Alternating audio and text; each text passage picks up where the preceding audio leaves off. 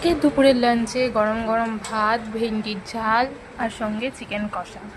আমি মাকে আগে থেকেই বলেছি কষা মাংস তুলে রাখতে, তাই আমার জন্য মা কষা মাংস তুলে রেখেছে। তো চলো এখন বেশি বক বক না করে খাওয়া যাক।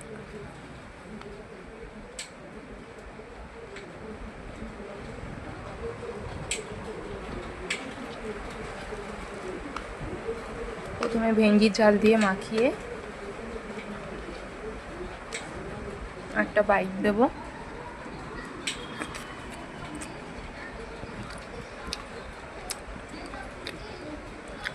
খেতে অনেকই ভালো হয়েছে। এবারে চিকেন কষা দিয়ে একটু মাখিয়ে খাবো।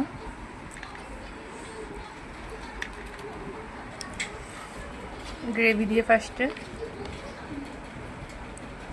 এখান থেকে একটু চিকেন নেব।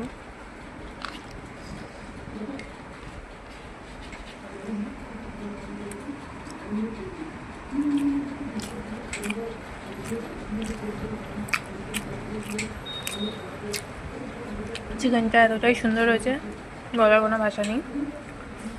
তো আমার ভিডিওটা ভালো লাগলে অবশ্যই লাইক, কমেন্ট, শেয়ার করে দিও।